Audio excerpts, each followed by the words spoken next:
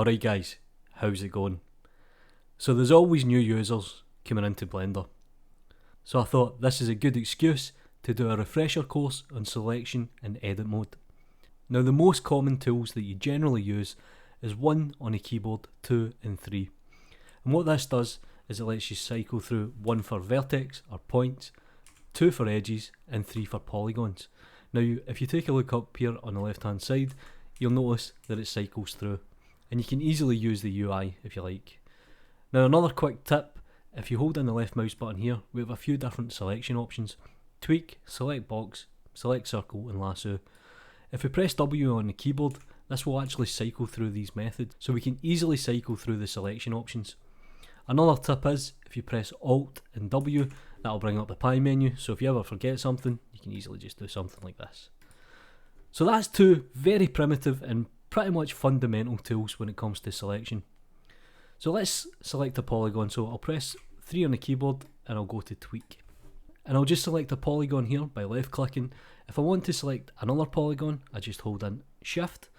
So it's pretty much like any other application you use. If you hold in shift, you can multi-select. And if you want to deselect, just hold in shift again and just click on the polygon. Nice and easy, very basic. Now one of the things that gets used a lot of the time is loop selection. So I would like to select a loop all the way around this cube. So I'll just hold in the Alt key and I'll left click. And you'll notice that it does a loop selection. Now let me explain how this actually works, so I'll kind of straighten up a little bit. I'll use the annotation tool. If you consider a polygon having a dead zone, it's the best way I can describe it if I'm honest. And I would like to select on the Z axis. So I would actually select here in this part on the top half. So I'll hold in Alt and I'll left click and you can see that it's now selected up the way. So if I would like to go this direction, I can go here. If I'd like to go on the Z. So there is a kind of dead zone in the middle of the polygon. So let's say for example, I'd like to select this loop as well. All I need to do is hold Alt and Shift. Now the main keyboard shortcuts you need to know is Control, Shift and Alt. Pretty much like any other 3D application to be fair. And I can easily go up and down.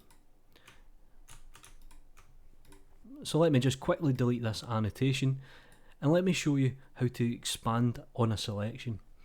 Now what I mean by expand on a selection is if I press Ctrl and plus on a keyboard, you'll notice that the selection on the polygon expands and it's nice and even, and the reason for this is face step is enabled, and if I actually take this off it should make a cross. So it makes a kind of cross section. But what if I want to expand in this direction?